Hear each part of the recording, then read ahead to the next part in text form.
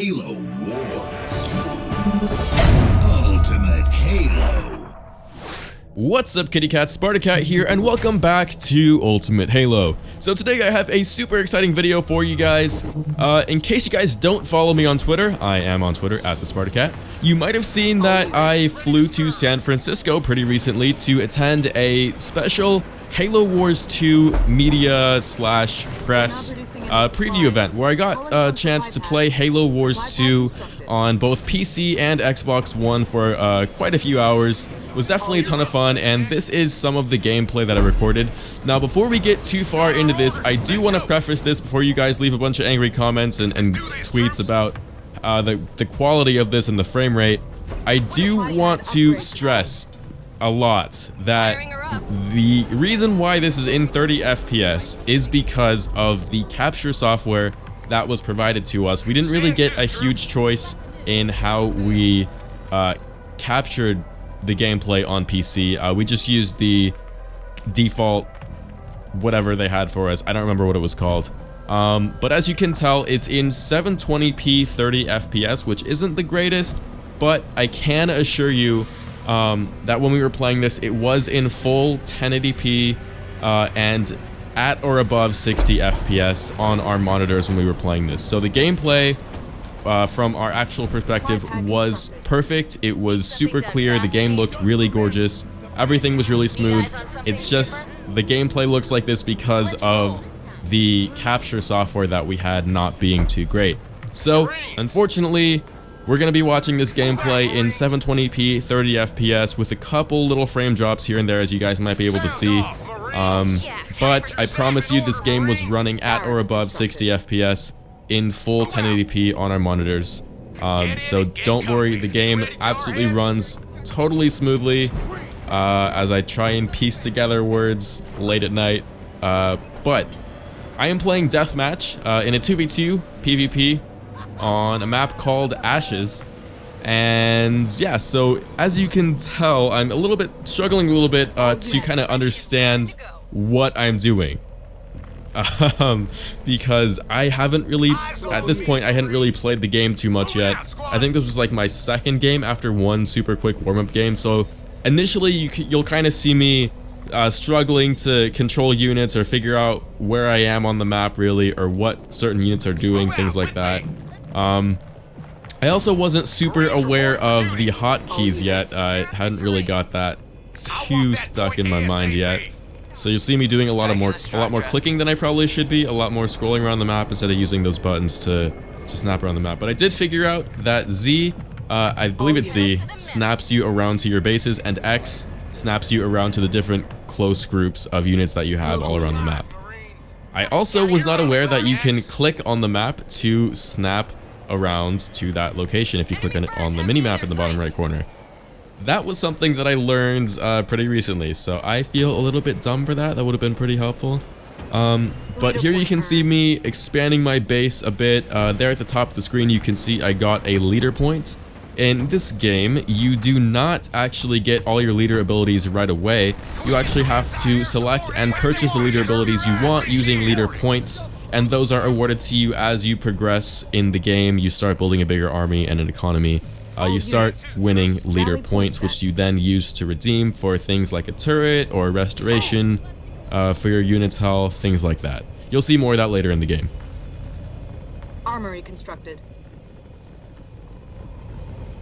Marines reported for duty. So here I thought this little thing was an energy supply on the map, but it was not. It was just a prop thing. There are little energy crates around the map that are yellow. If you see little blue ones around the map, those are supplies. And I thought that was like a big energy crate, and I guess it was not. So here you can see me about to purchase my first leader power, I believe. I believe I purchase the restoration drones, and then I get the turret. Yeah, okay, so I purchased the restoration drones first, and then the turret. Just give us the order. Here's me messing around with the X and Z keys, trying to figure out what those do. So one thing that I also like, I'm going to go through a lot of things that I like about this game, as well as a couple things that I didn't like, but Oh, I guess you can see me here deploying the turret, which made the enemy run away pretty quick. Local units. All units. Going for a walk. Rally point set.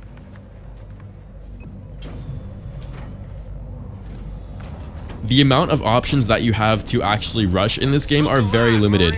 It's essentially going to be mostly infantry, and if not infantry, then whatever scout vehicle that you happen to have. Very weak units, and they're pretty hard to actually duplicate and replicate pretty quickly. Here you can see me looking for more units, because I was pretty confused to eventually upgrade my heavy supply pad. Marines! Upgrade researched.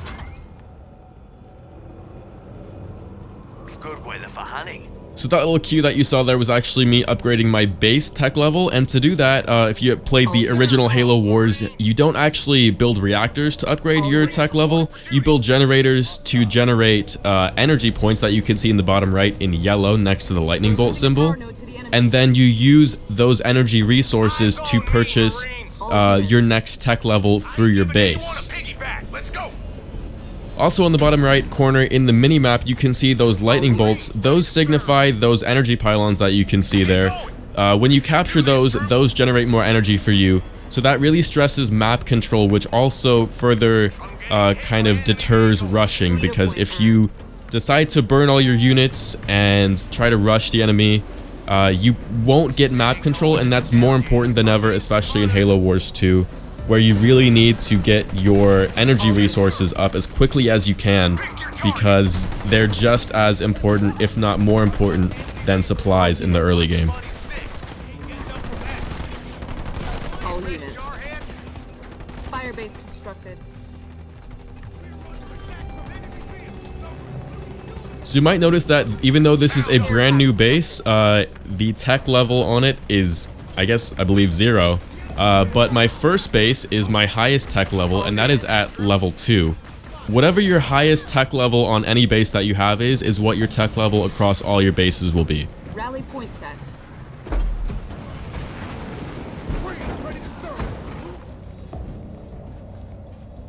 Under fire from ground troops. Garage constructed. And again, my micromanagement in this game was not too great. Definitely not too stellar, as I was again still trying to figure out what the hell I was doing. Local units. Troops are ready to go. Another big observation I made is that more so than ever compared to the original Halo Wars game, small skirmishes are absolutely essential. Winning those small skirmishes and being able to have the advantage, no matter how small in your population, really starts to snowball in the early game.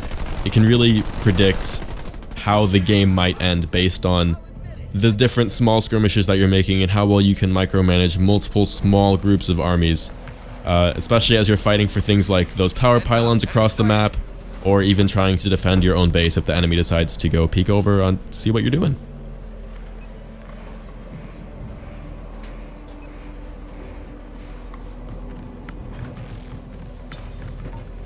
Ready to flatten some armor. Consider me gone. Got a situation you need resolving? Local units. Garage constructed. Waiting for order. Moving out. So I noticed that my enemy wasn't really doing too much with the power pylons that you can see here. They were trying to capture them but weren't doing it too aggressively. So I figured I might as well just go over and send a small force to their base, see what they have. They also have a pretty comparable small force. And I think I can take it with what I have. I do have an air unit as well.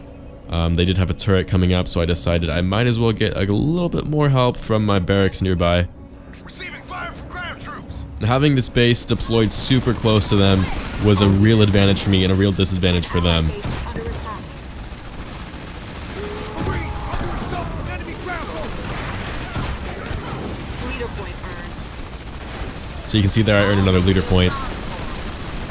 And here eventually I can just keep their population essentially at like 2, 3, and sometimes 0 as it's about to be here. They won't know what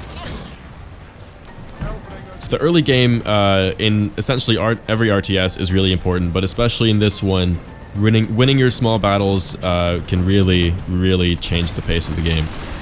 Local units. We've reduced an enemy structure to rubble. And when things blow up in this game, it does look really pretty, by the way. Just a side note. Here's another look at that leader abilities wheel. I did have a leader point to purchase more abilities with. Generator upgrade complete.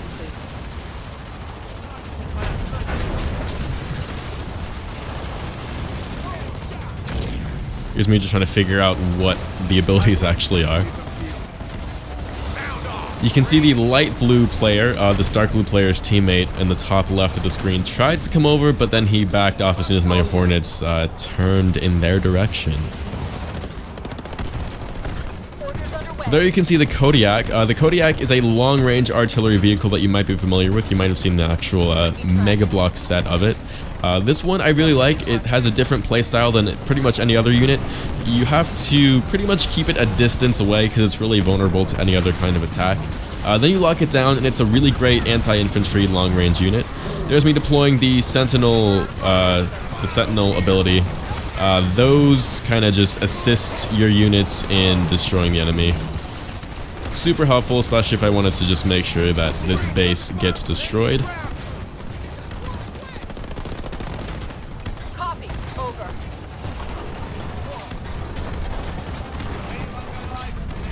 All units. Another one of my favorite units is that sniper that you can see there with the long red kind of laser looking Enemy player thing. has been eliminated. Really keeps enemy infantry at bay at a huge distance. Those snipers have a really long range. Reading you loud and clear. So here you can see I have my economy pretty well established. I have a good reserve of supplies. My micromanagement on using that economy was not too great. While I was attacking that, it's kind of focused on just kind of destroying that base, really. Should have micromanaged a little bit better, but I didn't. Units. So by now you can see, if you look at the Rally bottom point right set. corner at the mini-map, All you can units. see that we have about 75% map control. As far as we're aware, we think the enemy only has about 3 bases. Nightingale ready. Dispersion nozzles researched. I didn't really need to, but I think I upgraded to tech level 3 right there. Even though I probably should have just focused on maxing out my pop cap. You can see I was kind of just messing around with units trying to figure out what exactly to build.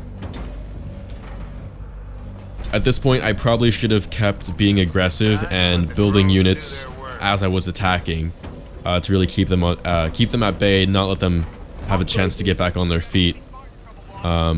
But this was one of my first games, like I said. Cyclops, we got troops. Fire base constructed. All units. Right away. And again, here you can see the enemy I've been targeted by was enemy attacking aircraft. those Kodiaks, and the health on that thing went down pretty quick, especially since they had a lot of Cyclopses, and I didn't set it up long range ahead of time. It plays pretty similarly to the Cobra units, actually, from the original Halo Wars game, except for the fact that the Kodiaks are pretty good against both buildings and infantry. Here's me using one of those Sentinel abilities again. And I believe I also call it down a turret as well to help out with things. Just because I had a little bit off guard and for some reason wasn't using any of my buildings to start building units. Not a good RTS player. Still need more practice in this gameplay. Wolverine ready for orders.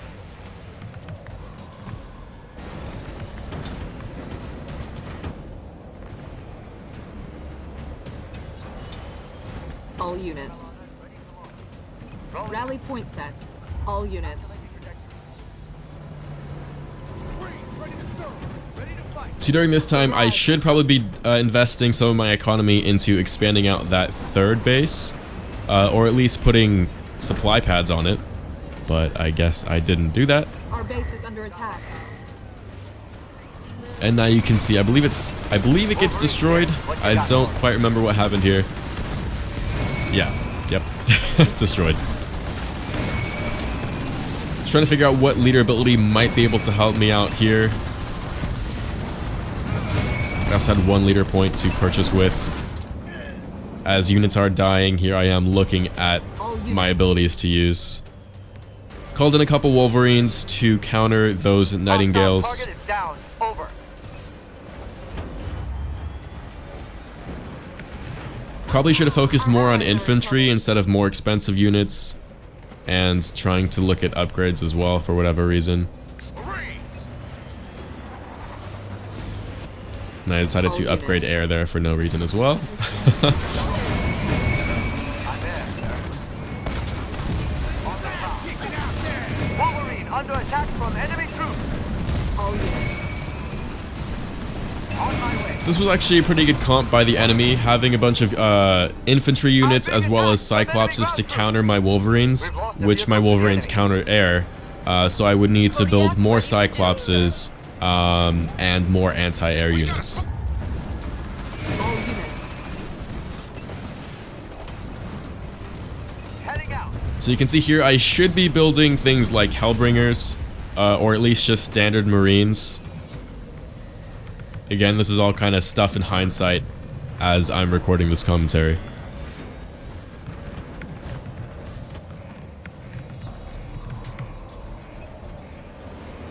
Leader power ready. I'm under attack from ground troops. Over. Vehicle level 2 researched. Rally point set.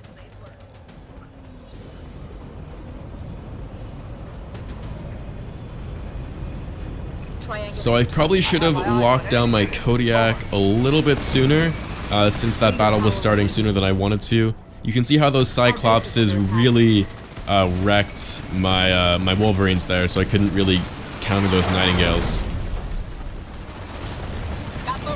Since I had a pretty low army population, I decided to call in a couple more of my leader abilities.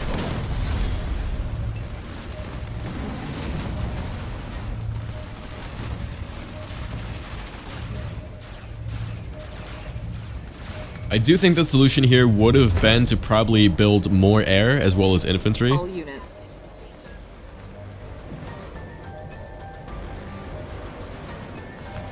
I'm under attack from enemy troops.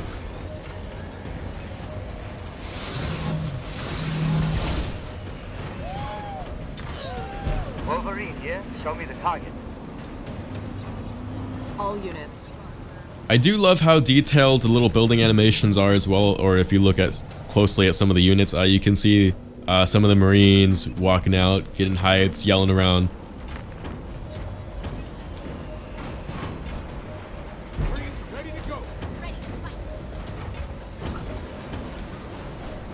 Overall, this game does look amazing. All the particle effects, the detail of the terrain, detail of the buildings, detail of the units, it's all a really gorgeous game. Super excited for it.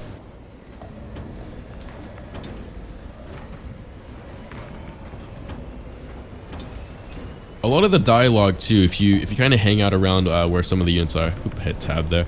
If you kind of hang out close to where some of the units are while they're idling for a little bit, you can hear them with some really pretty funny voice lines sometimes if they're just hanging out. Somebody's Rally point set. So I probably shouldn't have made that pretty big investment up to tech level 3. I probably should have been focusing on maxing out my population, as well as countering the enemy instead of letting them get time to build as I was. But again, early game, one of my first, still need more practice. All units.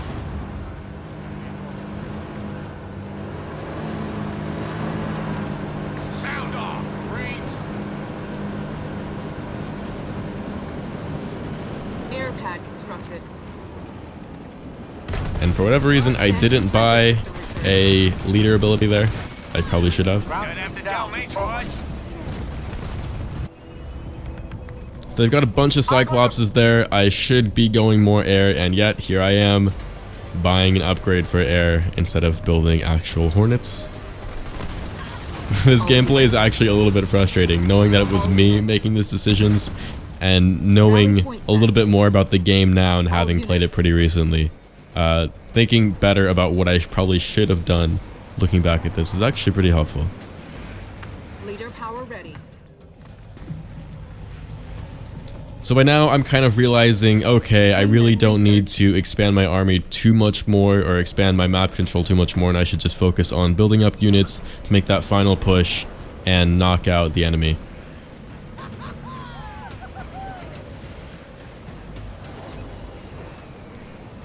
Heads up. Hostiles nearby.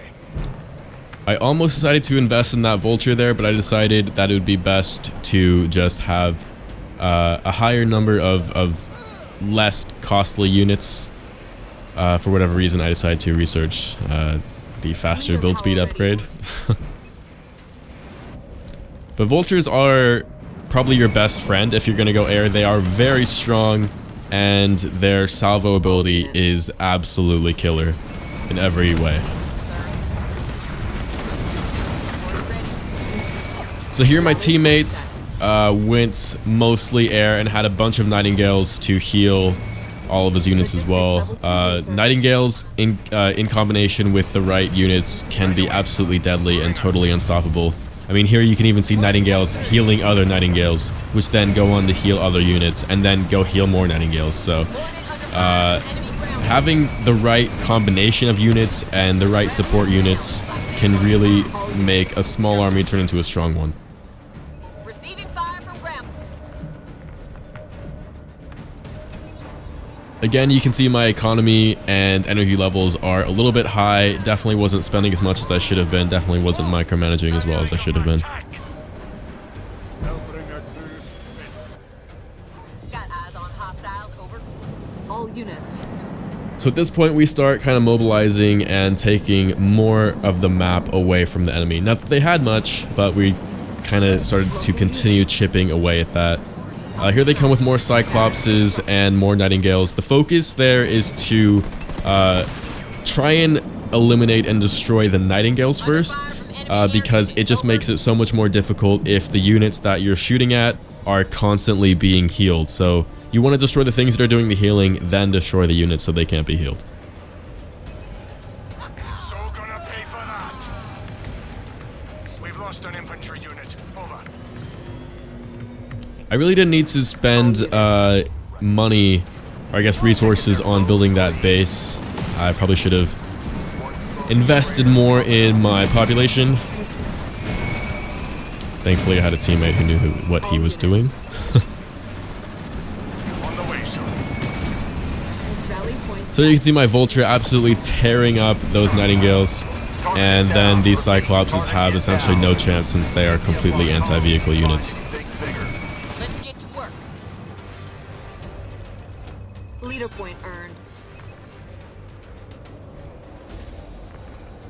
Under fire from ground troops. Can we roast them? Firebase constructed.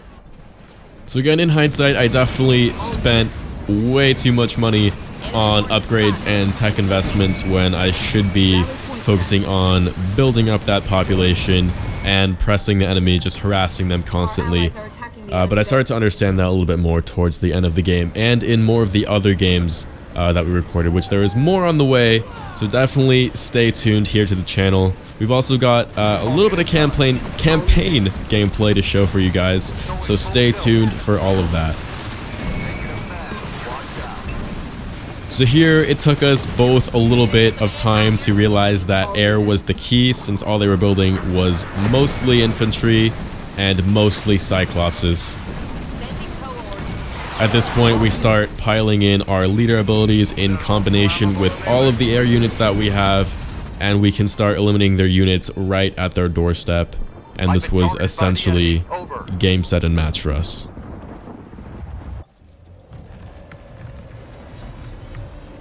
Be advised, hostile forces are in the area. At this late in the game, there was really no reason for me to upgrade that base to tech level 2. Let's see what you got. Under attack. Especially considering the fact that once you upgrade the base, you get your other build slots as well. Units. And whichever base is the highest tech level is the one that all your bases can use. Garage constructed. So here you see them building more Hellbringers, probably just due to the fact that they weren't as educated on what the units actually can counter. Hellbringers have absolutely no chance to fight or engage in combat with air units. All units. Rally point set. Takes us a little bit longer than it probably realistically should to wipe out this base, but there it goes. You can see the notification there at the top of the screen. Supply pad constructed. That opponent had no more units, Like a moth to a flame. or I guess no more bases. There's his last unit getting burnt and shot to a crisp. Rest in pepperoni.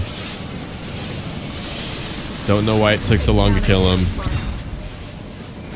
There goes the Spartan. Capping the base, a little bit insult to injury. And this one's pretty much done.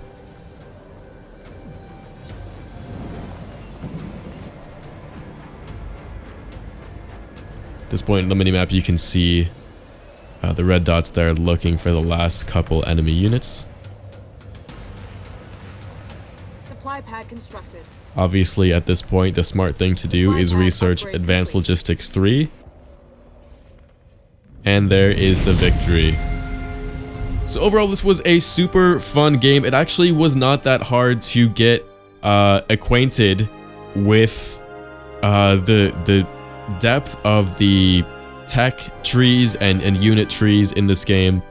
Obviously, from this gameplay, it wasn't too great, but knowing what I know now about the game and having spent as much time as I have playing the game before launch, I definitely can say that even Deathmatch, the most complicated game mode in Halo Wars 2, arguably, is not too hard for beginners like myself to RTSs to get into, and it is pretty intuitive to understand once you just spend a little bit of time in a couple bad games trying to learn and understand the context of what everything is in the game.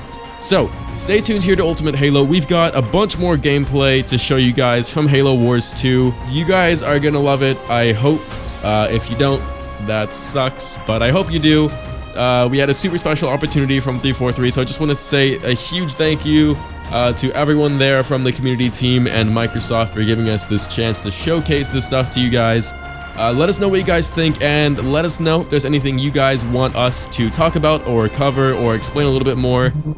My name is Kenny. Thank you guys so much for watching. You can follow me on Twitter @TheSpartaCat, and I'll see you guys next time right back here on Ultimate Halo.